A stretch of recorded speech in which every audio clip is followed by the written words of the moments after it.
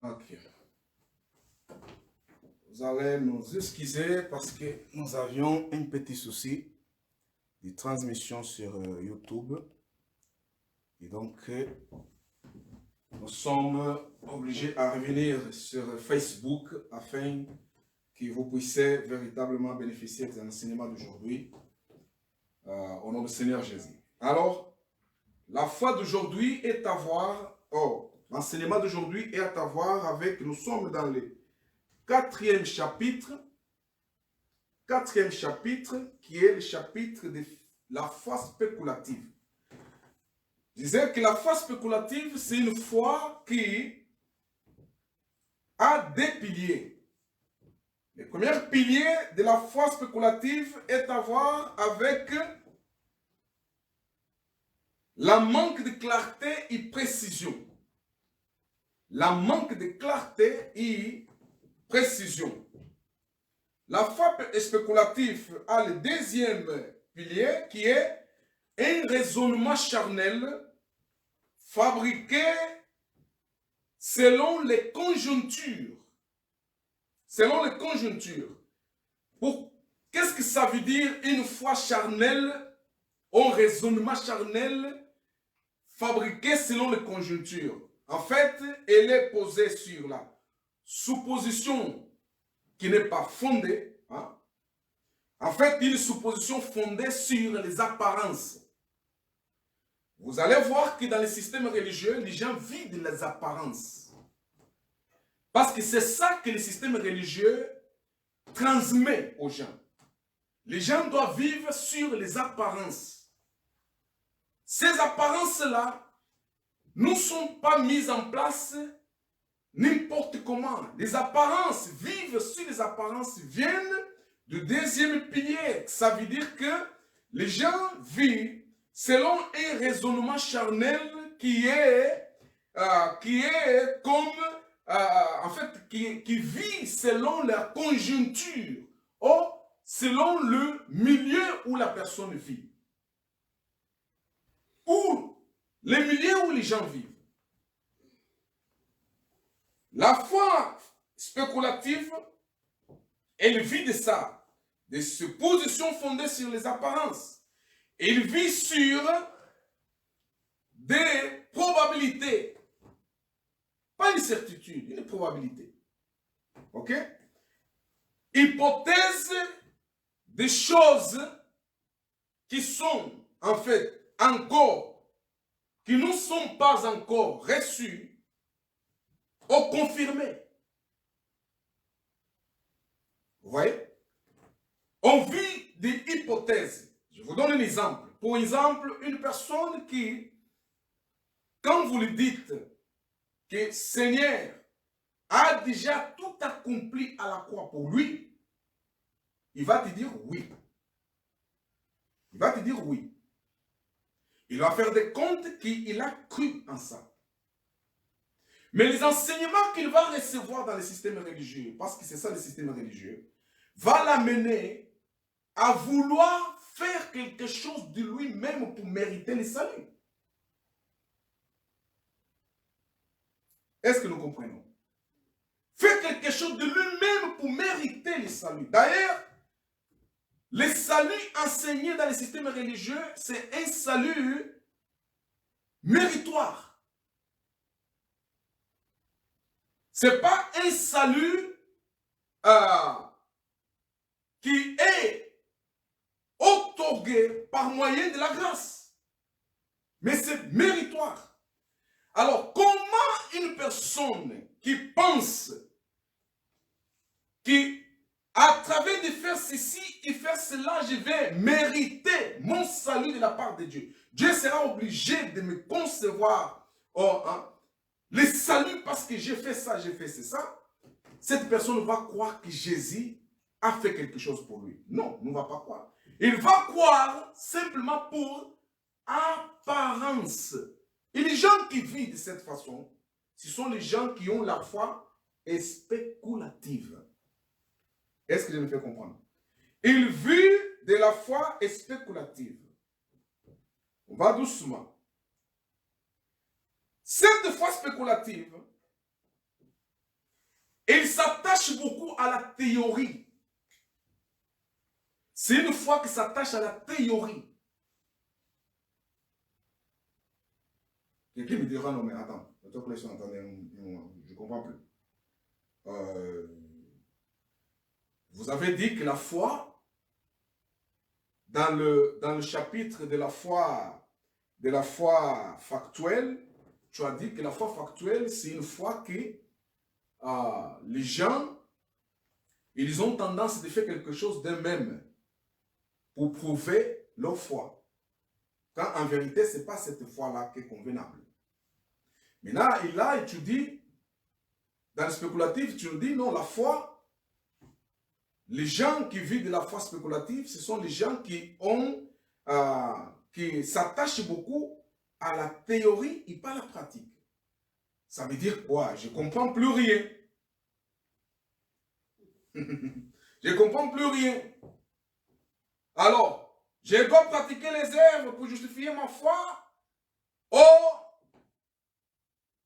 je dois vivre de la théorie, simplement dire que j'ai cru et point. Et là, tu dis que les gens qui ont la foi spéculative sont les gens qui vivent de la foi qui a la tendance de vivre plutôt dans la théorie. Oui. Je vais vous donner un exemple de la théorie. Je vous ai donné tout à l'heure. La théorie, dans ce sens-là, parce que nous, la théorie ici, c'est quand la personne, elle a cru. Théoriquement, elle a cru. Mais elle n'arrive pas à vivre à ce qu'il a cru. Exemple. On se base dans le point essentiel et primordial de ce qui constitue la véritable foi en Christ. Seigneur était là. Vrai ou faux? Les gens vont dire, bon, Seigneur, oui, il était. C'est incarné dans le corps de Jésus. Ok. Il est mort. À la croix, il a dit quoi? Tout est accompli. C'est théorique. La personne en tendance, elle va dire c'est théorique. Mais quand Seigneur Jésus a dit à la croix, tout est accompli, ce n'est pas une théorie. Ce n'est pas une théorie. Ce n'était pas des mots à l'air. Et il a dit, tout est accompli parce que tout était véritablement accompli.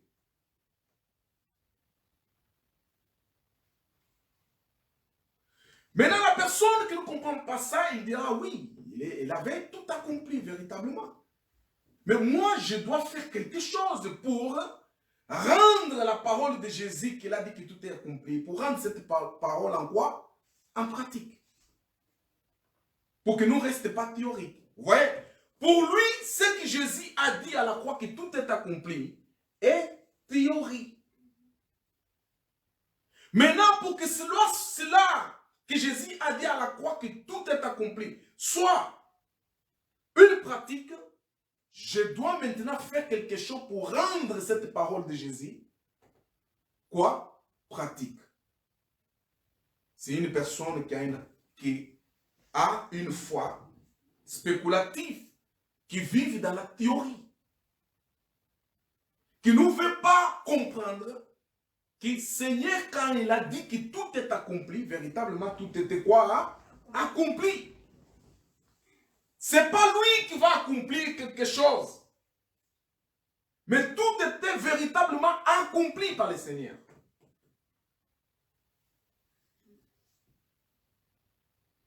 Donc, les gens qui ne croient pas que la parole, ça fait chair,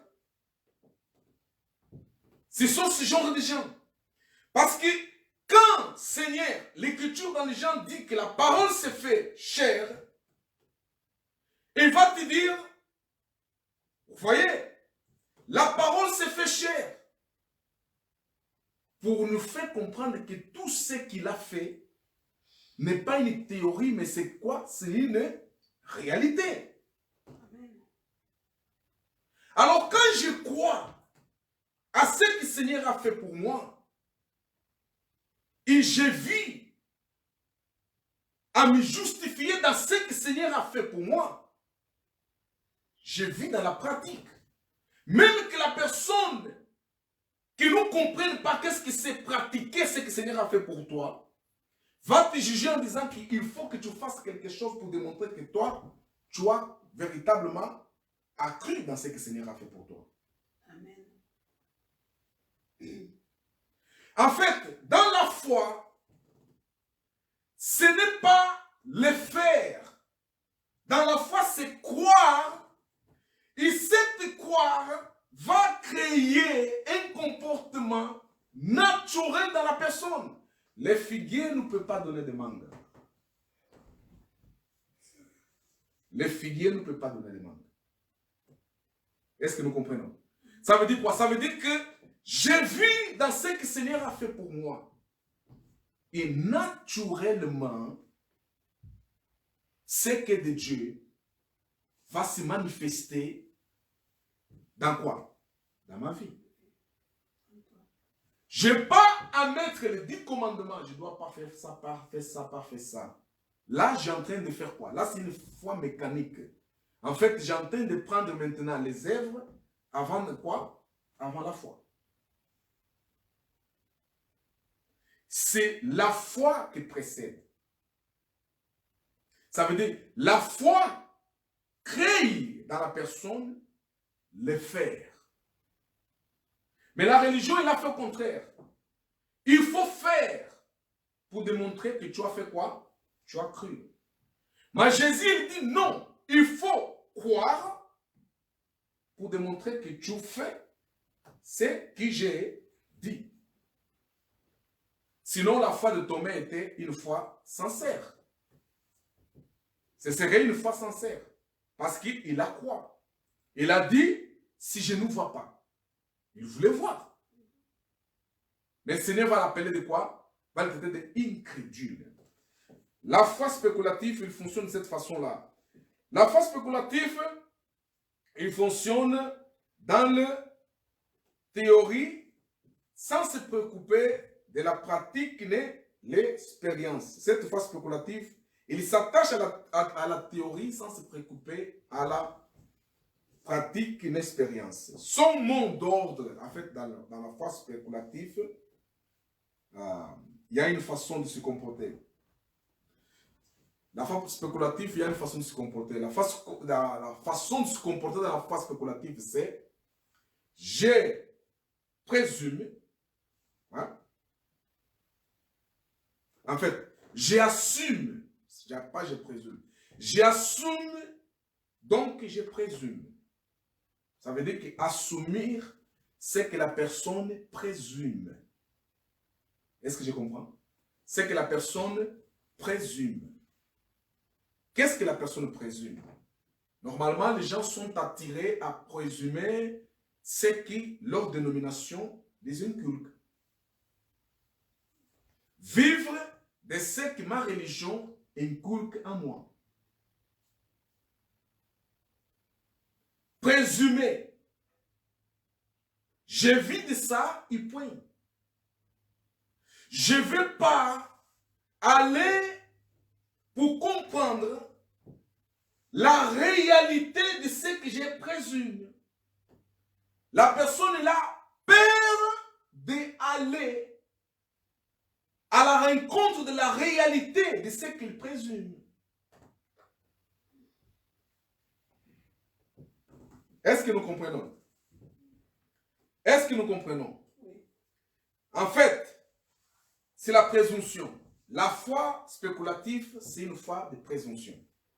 On présume les choses, mais on n'a pas la certitude de cette chose. Vous voyez? On n'a pas la certitude. Et on ne sait même pas comment cette chose-là s'est réalisée. On présume. C'est comme les gens, par exemple, qui croient aux zombies, qui croient, par exemple, aux démons qui volent, qui croient, par exemple, aux démons. Aujourd'hui, il y a des démons de tout nom. Hein? Démons fées, démons, je ne sais pas quoi, démons. Donc, les gens qui croient à cette présomption que Hollywood a fait des films pour faire les gens croire véritablement à ce genre de choses, ce sont les gens qui vivent dans la présomption. Il y a une personne qui vit dans la présomption, c'est une personne qui n'arrive pas, en fait, c'est une personne contrôlée par ce qu'il présume. Vous comprenez? Pas par rapport à ce qui est la réalité de la chose. J'ai vu dans la présomption de comme quoi Jésus est mort pour moi à la croix. Oui, je le crois. Après ça, qu'est-ce qu'il y a? Alors je dois croire que Jésus est mort pour moi. Quand en vérité, dans la nouvelle alliance, nous ne pouvons plus dire que Jésus est mort pour nous. Non. Jésus est mort pour une génération de l'ancienne alliance.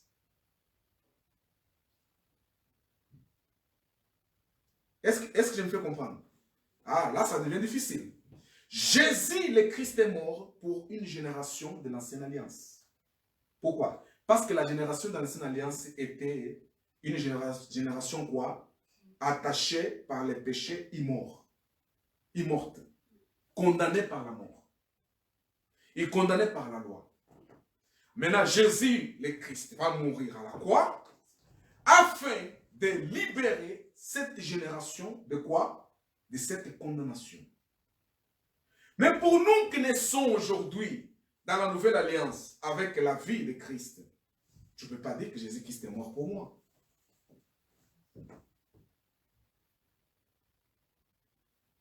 Est-ce que nous comprenons? Il y a un problème. Tu diras non, mais il y a encore des pécheurs. Non. Il y a les enfants de la perdition. Il y a les enfants de la lumière. Les enfants de la perdition, ils peuvent faire des œuvres religieuses. Ils peuvent faire des œuvres religieuses. Mais ils ne seront pas sauvés par les œuvres religieuses. Parce qu'ils sont des enfants de quoi? De la perdition. Les enfants de la lumière et de la vie, ceux qui ont né avec la vie de Christ en eux, ils peuvent être dans l'ignorance aujourd'hui. Ce que les gens appellent péché. Sont dans l'ignorance. Ils sont dans l'ignorance jusqu'à le temps déterminé par Elohim. Quand ce temps va arriver, ils viendront à la connaissance maintenant de la lumière. Et cette connaissance de la lumière va faire quoi? Va illuminer leur entendement, afin que leur entendement ne reste plus dans l'obscurité. Afin de comprendre maintenant qui ils sont et là où ils vont. Donc c'est deux choses différentes. Ça là que j'entends de dire, c'est un religieux l'écoute, il va tomber par terre, il va dire non, non, non, c'est pas possible. Pourquoi? Parce qu'il n'a pas compris les alliances. Il adore un Dieu du passé. Ça veut dire un Dieu qui avait utilisé les instruments pour être adoré d'une façon ou d'autre dans le passé. Dans le passé, la foi spéculative a tendance de spéculer toutes choses qui se passent dans la société. Il spécule ça, il introduit la peur, il introduit même les menaces. On voit des vidéos que les gens postent sur YouTube, sur Facebook. Les gens prêchent dans le marché, prêchent dans la rue, prêchent. J'avais aussi fait ça dans le passé. Tu entendras les gens dire les autres. Si tu ne crois pas, tu vas à l'enfer. Il est en train d'intimider la personne afin que la personne croie pour nous qu'il ne va pas à l'enfer. La personne croit dans le crainte maintenant. Quand la personne va venir dans sa religion, dans sa dénomination, il va lui dire, wow, cet frère, il est sauvé. C'est spéculation, ça. C'est une spéculation. Et les gens ne comprennent pas ça. On vit sur les spéculations. Ah, j'ai eu la peur quand j'ai entendu les frères dire que je vais à l'enfer. Ah, j'ai dit non, non, il parle à l'enfer. C'est pour cela que je suis venu afin que vous puissiez prier pour moi, afin que je sois baptisé. La personne est sur l'émotionnel. Et la personne dit ça. Et le religieux, il va quoi? Il va dire, waouh, vous voyez, Dieu est puissant. Vous voyez, le frère là, il a cru, il a entendu la parole de puissance. Quand il a entendu dire qu'il va à l'enfer, il a dit, je vais parler à l'enfer. Elle est venue. C'est pour cela maintenant, elle est dans notre dénomination. Maintenant, le pasteur va le baptiser dans l'eau. Hein, va le mouiller là dans l'eau en lui disant, maintenant tu es quoi? Hein? Tu es sauvé. C'est spéculation. Ça n'a rien à voir avec l'évangile de Christ. Ça n'a rien à voir avec l'évangile de Christ. Ça n'a rien à voir. Ce sont des méthodes de spéculation qui sont utilisées pour faire perdre les gens.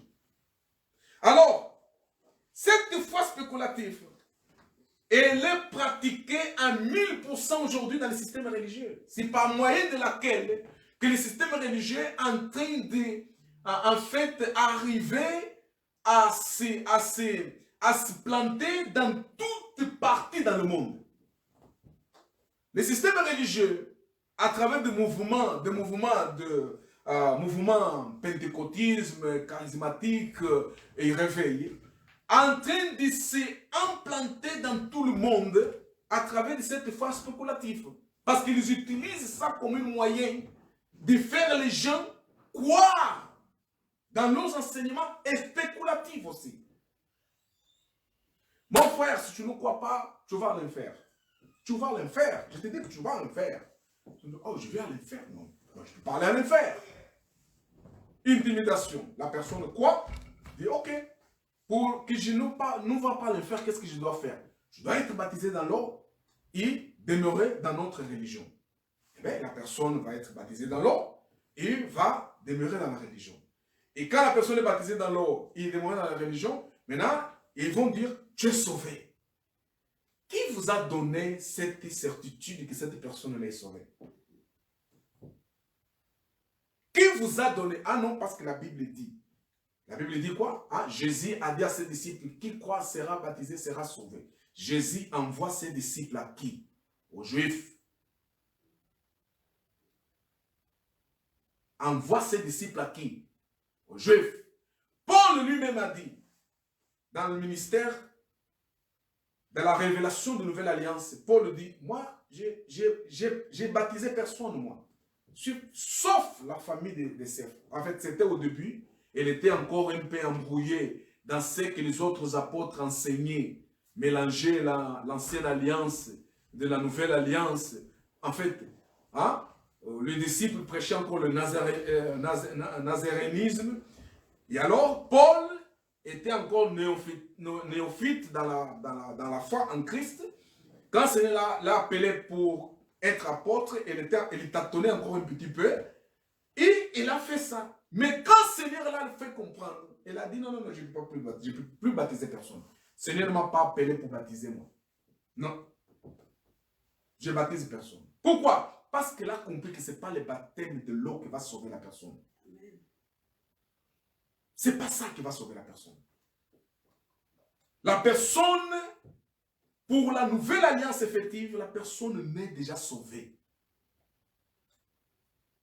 Mais dans l'époque où Paul était encore en chair, et les apôtres étaient en chair, Jésus de Nazareth était en chair, il disait les gens de quoi pour être sauvés parce qu'ils étaient dans une ancienne alliance. Il projetait les gens dans ce qui viendra après. C'était ça. C'était ça. Mais ça n'a rien à voir avec la nouvelle alliance. Ça n'a rien à voir avec la nouvelle alliance. Alors, la foi spéculative, elle est très, très, très dangereuse. Elle est menaçante. Elle n'est pas raisonnable.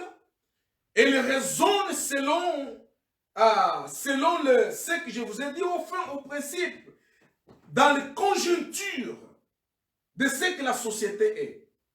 C'est pour cela que vous voyez que dans ce mouvement-là, charismatique et réveilliste, les gens se réveillent. En fait, les gens se réveillent, se revoient dans ce mouvement-là. Pourquoi? Parce qu'ils vont trouver qui est concerné à eux, dans leur comportement, dans leur façon d'être, est dedans. Et les gens se revoient en ça. Ce n'est pas étrange. Parce qu'ils se étaient déjà habitués à ça. C'est quelque chose qui est à voir avec eux. Ils reçoivent automatiquement ça sans se poser de questions. Mais c'est une foi quoi? Spéculative. Ce n'est pas la foi véritable en Christ. Alléluia. C'est une foi qui présume. Une foi de présomption. Je présume. On vit sur la présomption. C'est ça la foi du système religieux. Une d'entre la foi du système religieux. Vivre sur la présomption. La foi spéculative, hein,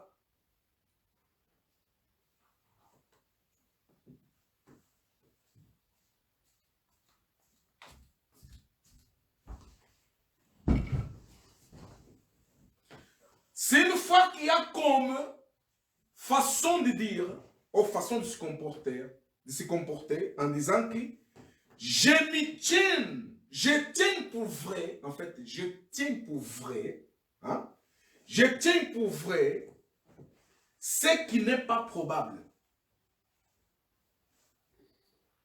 Je tiens pour vrai ce qui n'est pas probable. En fait, tu vas discuter avec la personne. D'ailleurs, il n'aime pas beaucoup discuter. Il n'aime pas beaucoup échanger. Parce qu'il va te dire, oh, pourquoi trop parler? Laisse, le Saint-Esprit fera son œuvre. Ah non, pourquoi non, non, non. En fait, le problème, c'est qu'il sait en elle-même qu'il n'a pas la certitude de ce qu'il croit.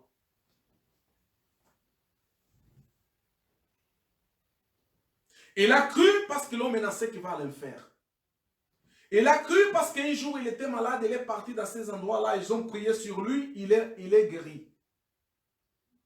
Quand il est guéri, pour lui, c'est la certitude que Dieu est dans cet endroit. Mais il oublie que les magiciens font pareil. Il oublie que les sorcières font pareil. Les marabouts font pareil. Il oublie. Alors, je me tiens à ce que j'ai. À ce que j'ai. En fait, je me tiens. Je considère vrai ce que je considère, oh, ce qui est comme, ce qui n'est pas probable, on va dire comme ça, ce qui n'est pas probable. Alors les gens vivent à croire à ce, en fait, les gens vivent à dire que c'est vrai ce qui n'est pas probable. Ce qui n'est pas probable. Alléluia. Mais aujourd'hui, vous allez voir que dans le système religieux, ils ont créé une façon de faire qui fait qu'il y ait au moins quelque chose qui fait croire la personne que c'est réel. Afin que la personne ne se dise pas que je suis dans leur présomption. Vous voyez? Que la personne ne dit pas qu'il n'est pas probable. Parce que le pasteur dans ce système te dira, ils ont dit qu'il n'est pas probable. Tu n'es pas guéri? Oui. C'est probable ou pas? C'est probable. C'est fini. La personne est attachée dans son cerveau. C'est fini. Il ne peut plus raisonner. Il ne se donner le temps pour raisonner, ni le temps pour chercher maintenant les saintes présences pour l'aider à comprendre les Écritures. La personne est attachée, point. La guérison, c'est la probabilité. Ah, le démon est sorti. Tu es tombé par terre ou pas? Oui, j'ai tombé par terre. Quand tu es tombé par terre, le démon était sorti. C'est une probabilité. Alors, qu'est-ce qu'ils disent? Ça veut dire que nous avons une foi réelle. Parce que nous parlons des choses et Dieu fait ces choses. Et les gens, en entendant ça, ils disent oui, c'est vrai. C'est vrai. Non, non, non. C'est une foi spéculative qui utilise les systèmes de la conjoncture actuelle pour faire les gens rester dans la probabilité. En fait, pas dans la probabilité, mais dans la présomption. Dans la présomption. Rester dans ce qui est comme, en fait, des choses qui ne sont pas probables. Qui ne sont pas probables. C'est une foi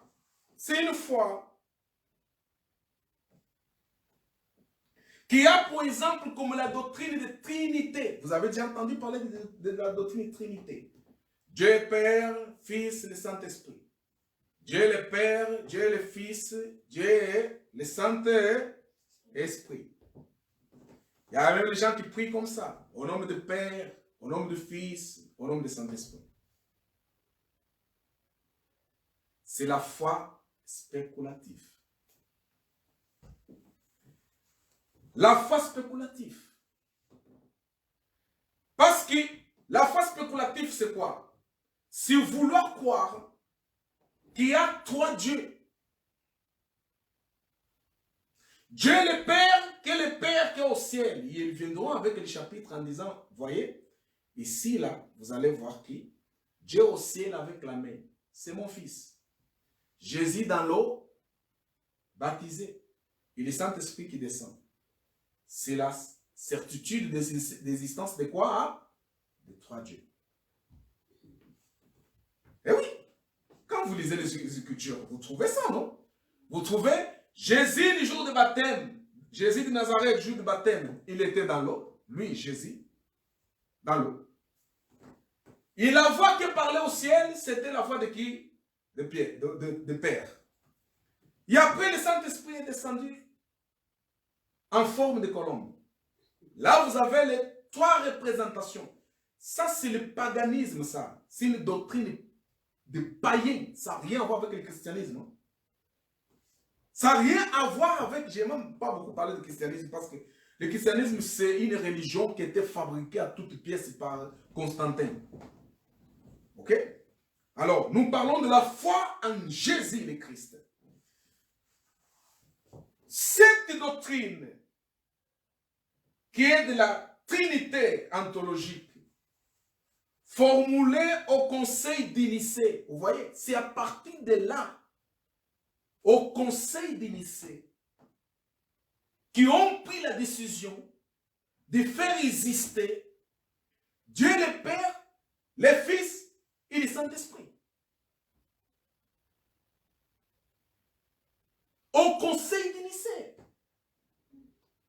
Alors ma question est, avant le Conseil de Nicée, quel était l'apôtre, par exemple, comme apôtre Paul, qui nous a parlé de Dieu, le Père, le Fils et le Saint-Esprit?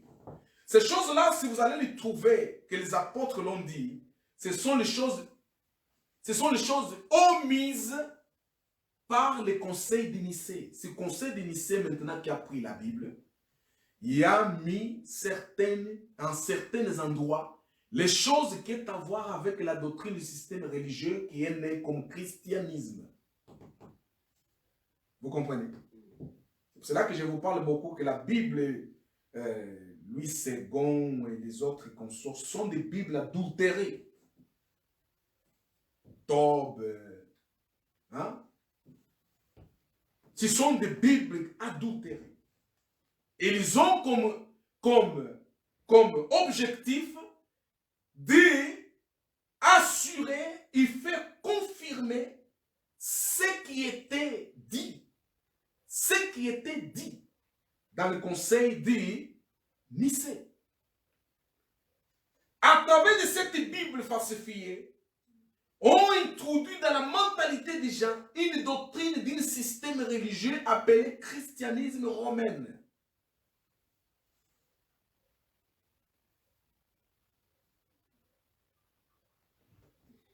Car en vérité, quand vous suivez les dieux Père, Fils et Saint-Esprit, ça vient du culte grec. Et même dans l'hindouisme, il y a ce genre de culte. Ils ont appris ça pour effacer une culture, pour essayer d'effacer une culture. Si vous voyez, vous allez voir que le Rome, ils avaient leur religion. Et cette religion, elle a falsifié les façons véritables d'adorer le Seigneur en fait, en attribuant le nom de leur Dieu, attribuant le nom des disciples de Jésus à leur Dieu.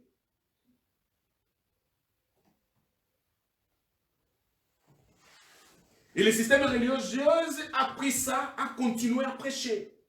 Au nom du Père, du Fils et du Saint-Esprit. Au nom du Père, du Fils et du Saint-Esprit. Il y a ceux qui disent ça dans la connaissance des causes. Ils savent que je parle ça pour dire, mais le nom de Dieu, Père, nom de Dieu le Père, Fils et Saint-Esprit que j'entends de parler, j'entends d'invoquer le Dieu païen. Mais malheureusement, les disciples de cet homme ne savent pas cette vérité. Ah, c'est écrit dans la Bible. Regardez ici, Jésus était baptisé dans l'eau. Le Saint-Esprit a parlé. La voix, le ciel. Lui-même, Jésus, il allait prier. Il a dit, Père. Ça veut dire qu'il était un homme. Ça veut dire qu'en disant Père, ça veut dire que lui, il était le Fils. La réalité est que Jésus, quand il est né, ça veut dire qu'il était Elohim qui s'incarne pour accomplir même l'écriture que lui-même avait dit dans Jean chapitre 1. Au début, c'était la parole. Au début, c'était la parole. Il dit que le Verbe s'est fait quoi? Chair. Qui était le Verbe? On va lire un petit peu. Jean chapitre 1. Ah oui, oui. Jean chapitre 1. Je vais lire avec vous ici, là.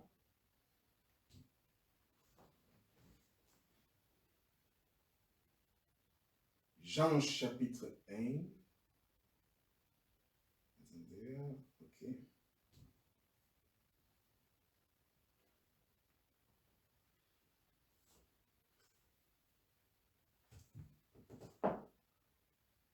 Jean chapitre 1.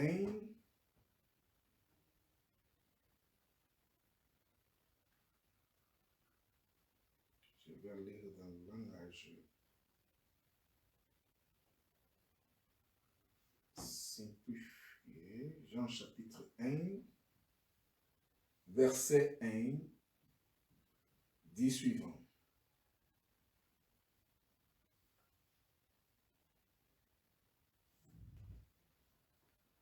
Jean chapitre 1, verset 1, ici, dans ma Bible, dit suivant.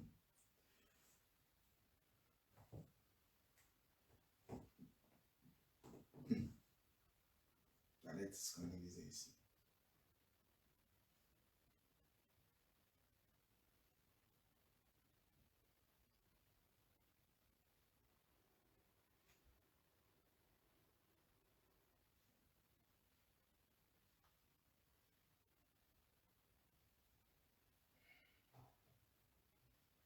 Alléluia.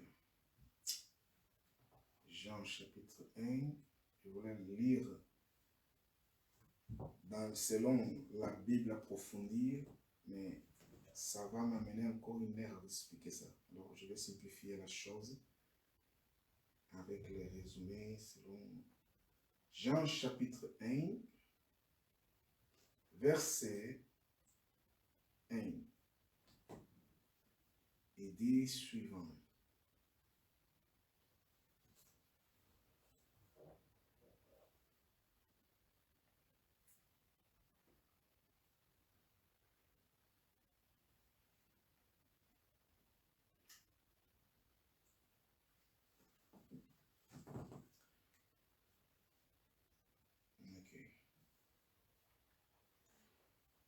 Au commencement était la parole. Mais si je lis dans la Bible approfondie, il dit qu'au commencement, c'était la réflexion. Ça veut dire Dieu Elohim. Parce que quand nous parlons de Dieu Elohim, Nous parlons de ce qui, lui, il était dans sa multiple pour faire les choses qu'il a fait, la création. Au commencement, c'était la parole. La parole était l'expression de son esprit. Et l'esprit était la parole. Ok.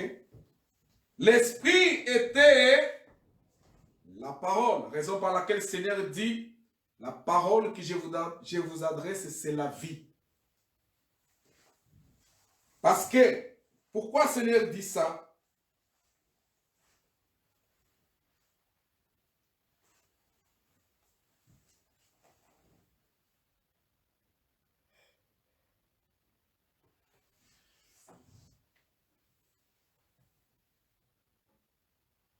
Il dit ça pour justifier ce qu'il va dire plus tard, révélé à Jean.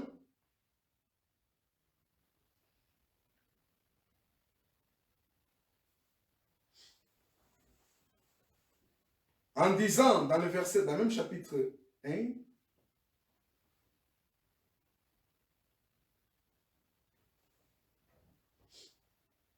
verset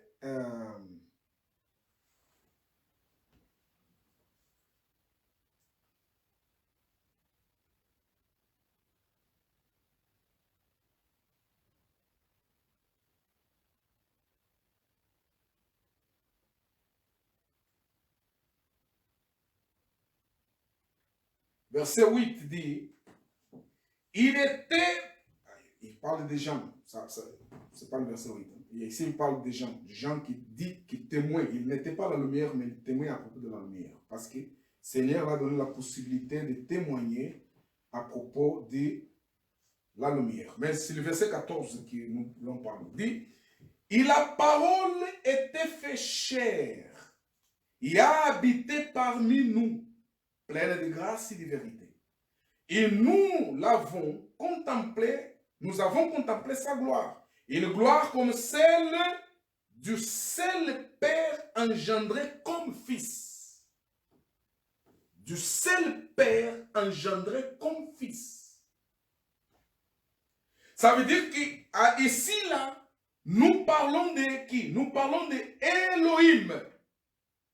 Nous parlons d'Elohim qui s'est fait Emmanuel. Ça veut dire que Dieu au milieu des hommes. Il ne pouvait pas être au milieu des hommes s'il ne pouvait pas s'incarner dans une chair appelée Yeshua, qui était Nazarien.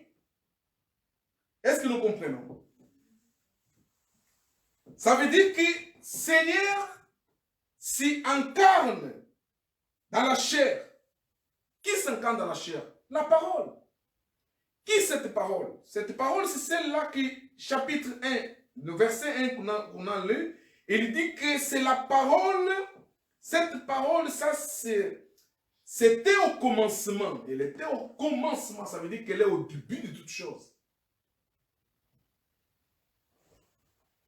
Vous comprenez?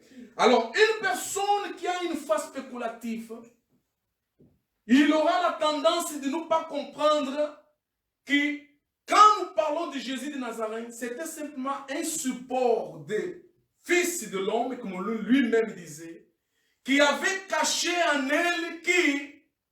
Elohim. Elohim. Qui avait caché en elle quoi? Elohim. Et quand nous parlons de l'esprit, hein, ici dans Jean 1, verset 1, il dit que la parole était l'expression seule de l'esprit. En fait, quand nous parlons de l'esprit, nous parlons de quoi? De cette parole qui était au début. C'est pour cela que nous avons l'habitude de dire la sainte présence dans la personne.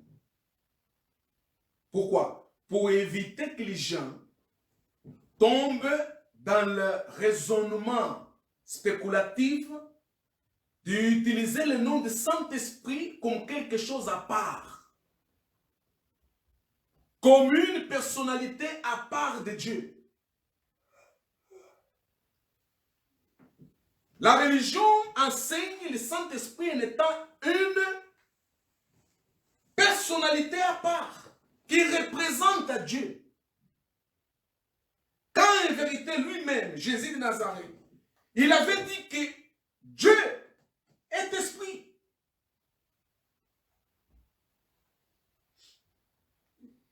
Dieu, il s'exprime en étant l'esprit à travers de sa parole. Il se fait représenter à travers de son esprit. Dieu est une. Il n'y a pas trois dieux. Il n'y a pas le Père, le Fils et le Saint-Esprit. Ça, c'est une spéculation de la religion. Mise en place au conseil de Nicée.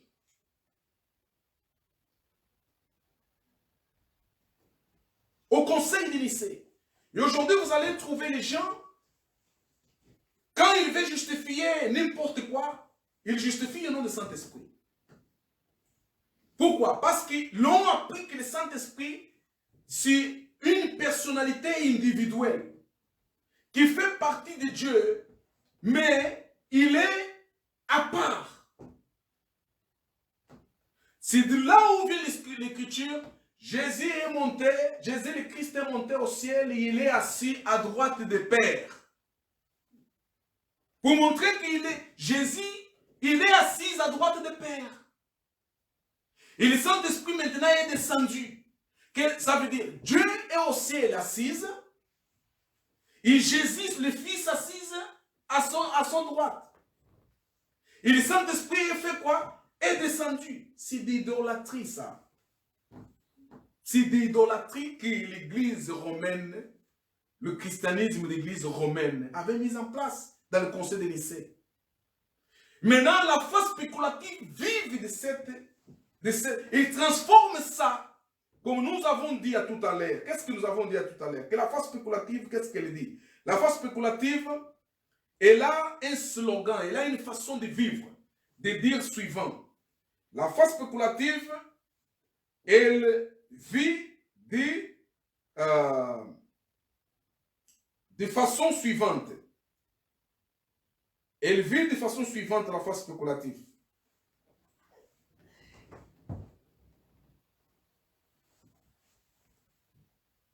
J'assume ce que je présume. J'assume ce que je présume. Parler de Dieu Père, Fils, le Saint-Esprit, c'est une présomption, ça. Quand en vérité, c'est ça que nos frères qui sont encore dans le judaïsme, ils disent quoi? Vous, les chrétiens, vous êtes des idolâtres, vous adorez trois dieux. Oh non, nous n'adorons pas trois dieux. Dieu est le Père, le Fils et le Saint-Esprit. Mais allez, faites l'étude, hein? Il a approfondi la connaissance. Et là, c'est bien résumé qui s'était mis en place dans le conseil de Nicée. Conseil de Nicée. Est-ce que nous comprenons? Alors, j'assume ce que je présume. C'est ça la foi spéculative. Et cette foi spéculative est véritablement une foi spéculative. Dans le système du réveil, pentecôtisme, cette foi fonctionne d'une façon extraordinaire. Les gens sont dans l'émotionnel, dans le sensationnalisme, les gens sont dans la spéculation, les gens sont dans la présomption. Dans la présomption. D'où leurs pasteurs sont obligés à aller chercher ceci, à aller chercher cela, pour amener le concret aux gens qui les suivent. Pour que ces gens-là puissent dire que non, il y a la preuve de ce que nous croyons. Mais en vérité, c'est ça que nous appelons de l'illusionnisme. Ça veut dire que les gens qui sont dans cette foi-là, les prédicateurs qui sont dans cette foi, ils sont allés se professionnaliser dans l'illusionnisme, qui est appelé comme magie. Et on utilise ça comme une façon de faire les gens croire que véritablement, on n'est pas dans la présomption, mais on est dans la réalité parce qu'on voit les choses, quoi, se réaliser. Quand en vérité, le prédicateur lui-même sait qu'on est encore dans la présomption. On spécule ça pour faire les gens faire quoi? Continuer dans le sensationnalisme. Sans réfléchir et sans quoi? Sans raisonner selon l'Esprit de Dieu. Est-ce que nous comprenons? Je vous ai dit que j'aime pas, quand le Seigneur m'a fait comprendre ça, j'aime pas beaucoup parler de Saint-Esprit, parce que la majorité des gens dans le système religieux, quand vous parlez de Saint-Esprit, ils désassocient le Saint-Esprit. Ils le considèrent aussi comme la troisième personne dans la divinité. C'est ça qu'ils disent. Hein? Le Saint-Esprit, c'est la troisième personne dans la divinité. Non. Non. C'est Elohim lui-même. C'est la présence spirituelle d'Elohim. Ça n'a rien à voir avec la troisième personne dans la divinité. Alors, cet verset de la Bible qui dit que Jésus, quand il était baptisé, on a entendu le voir parler dans le ciel, et on a vu le Saint-Esprit descendre dans la forme de colombe. C'était un mensonge fabriqué à 4 pièces pour faire les gens croire dans la Trinité. Croire dans la Trinité. Alors, toi, Cléson, tu ne crois pas dans la Trinité? Je crois dans les manifestations multiples de Dieu. Et quand vous allez dans l'Ancienne Alliance, vous allez trouver que Dieu avait plusieurs noms. Et chaque nom avait une manifestation.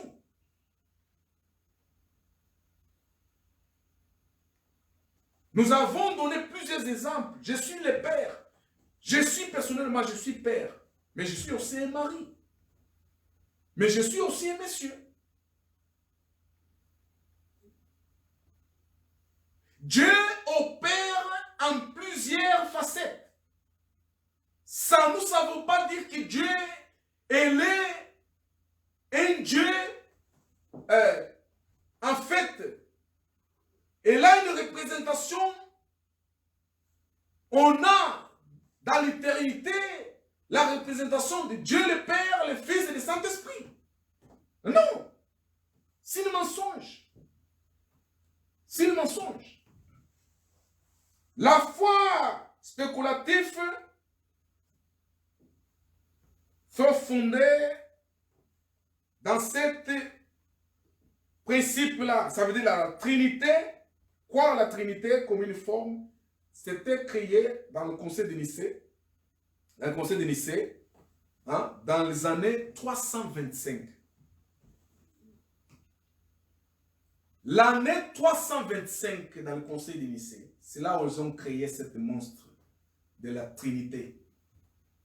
Dieu le Père, le Fils et le Saint-Esprit. Et dans la Bible, vous allez trouver ils ont bourré ça presque dans toute la Bible. Pour faire les gens croire dans l'existence de Dieu le Père, le Fils et le Saint-Esprit. Quand le Dieu, il est un seul Dieu. Il a multifaçon de se manifester, mais il est simplement un Dieu. Amen. Dieu uno, c'est tout. Il n'y a pas Dieu Père, Fils, Saint-Esprit. C'est une spéculation, ça. Et la foi spéculative aime ça, adore ça. Adore ça. Adore ça.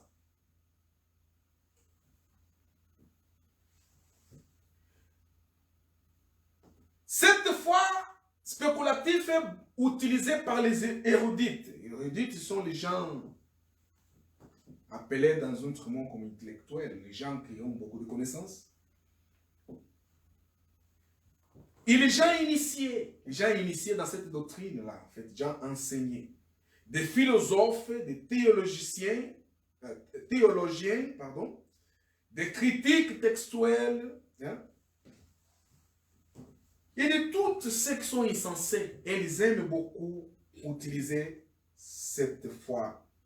C'est une foi qui est une exploitation et manipulation. Amen. Donc moi, je ne voulais pas aller plus loin que ça dans cette préambule. Peut-être si Dieu le veut, dimanche prochain maintenant, je vais essayer de vous montrer par étapes, selon les Écritures, là où vous pouvez trouver maintenant les passages bibliques qui sont falsifiés pour faire croire à cette foi spéculative. Est-ce que nous comprenons?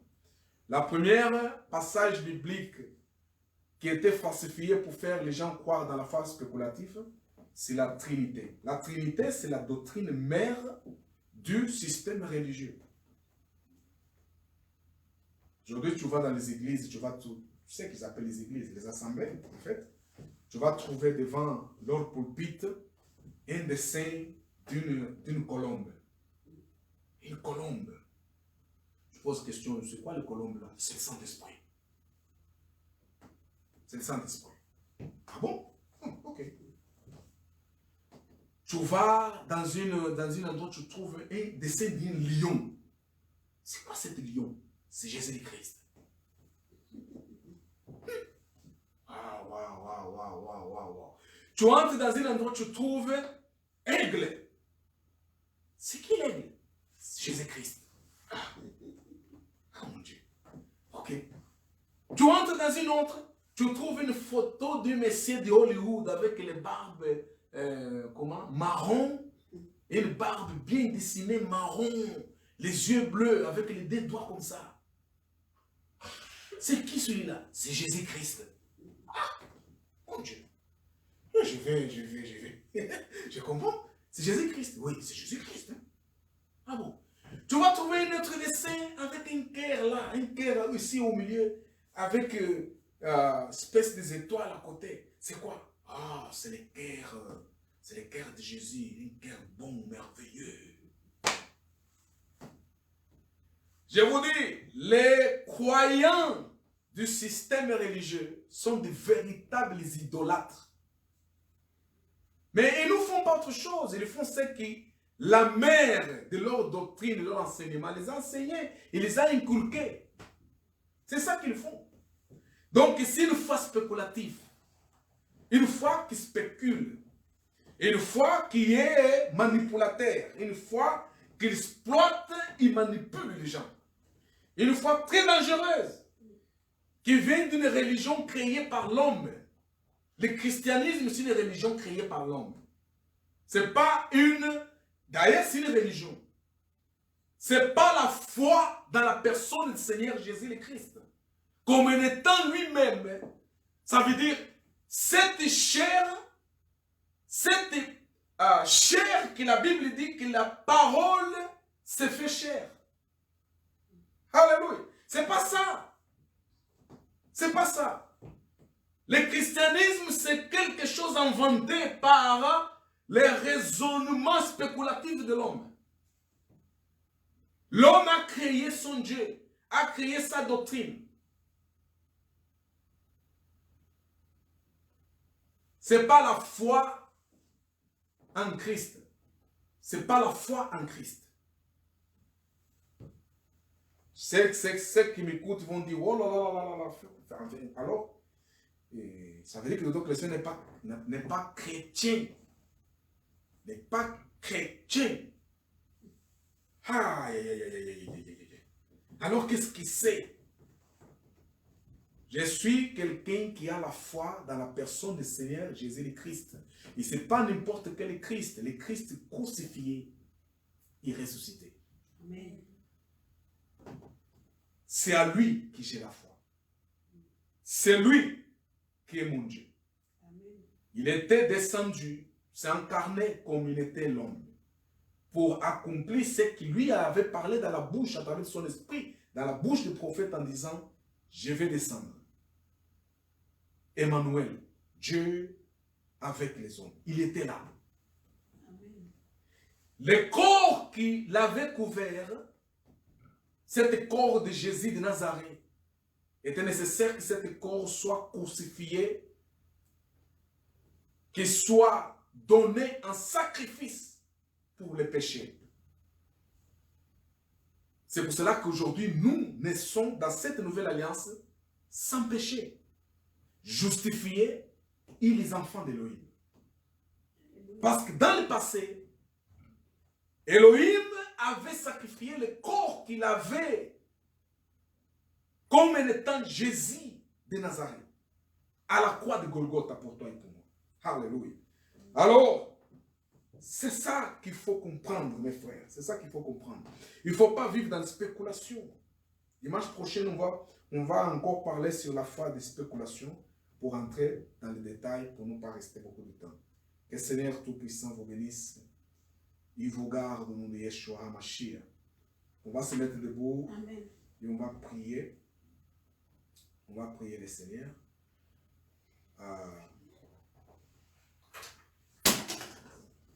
On va se mettre debout. On va se mettre debout et on va prier le Seigneur. Alléluia. Alléluia. Alléluia. Alléluia. Seigneur, sois béni. Seigneur, sois béni. Seigneur, sois béni. Seigneur, sois béni. Seigneur, sois béni. Seigneur, sois béni. Et au Seigneur. Alléluia. Alléluia. Alléluia. Ton nom soit loué, Seigneur. Ton nom soit loué, Seigneur. Ton nom soit glorifié. Et ton nom soit exalté parce que tu es Dieu. Il n'y a pas un autre Dieu comme toi, Seigneur. Alléluia. À toi la gloire, à toi la gloire. Ne nous laisse pas rester dans la spéculation de la foi. Dans la spéculation de ce que les hommes ont inventé comme doctrine, comme enseignement. Ne nous laisse pas, Seigneur. Ne laisse pas tes élus être prédominés, dominés, contrôlés par une foi de présomption. Une foi qui présume. Ne laisse pas tes élus s'attacher à la présomption, mais si, Seigneur, à la réalité de ce que tu as fait pour nous, Seigneur Jésus. Alléluia, alléluia, alléluia. Nous te croyons. Ce n'est pas parce que nous avons décidé de te croire. Nous te croyons parce que tu as mis cette croyance en nous, Seigneur. Alléluia. Alléluia, alléluia. Ton nom soit béni, ton nom soit glorifié. Ton nom soit exalté, Elohim. À toi la gloire, à toi la gloire, à toi la gloire, à toi la gloire. Merci Seigneur Jésus. Merci Seigneur Jésus. Merci Seigneur Jésus. Merci Seigneur Jésus. Alléluia. Alléluia. Alléluia. J'ai à toi mon roi. Alléluia. Alléluia. Merci Seigneur Jésus. Nous te remercions Père d'avoir donné cette opportunité. Bénis ta parole. Bénis ceux qui nous ont suivis. Et laisse que cela puisse aider, Seigneur, à tes élus sortir de l'obscurité et venir à cette lumière qui se trouve en Jésus le Christ. Merci Elohim de nous avoir donné l'opportunité de comprendre cela, de nous avoir donné la compréhension à propos de tes oracles. Seigneur, ne nous laisse pas dans l'ignorance, dans la présomption, mais que nous puissions vivre dans ce que tu as mis en nous. La vie éternelle et la foi véritable dans la personne de le Christ. Merci Père. Ton nom soit béni, soit glorifié. Nous laissons tout dans ta main. Au nom de Yeshua HaMashiach. Et nous disons Amen, Amen, Amen. Amen. Seigneur, dimanche prochain, on va parler de façon à justifier ou aller chercher les Écritures afin que nous puissions voir à partir des Écritures où la foi spéculative était appliquée et est devenue comme une doctrine. Amen. Seigneur vous bénisse.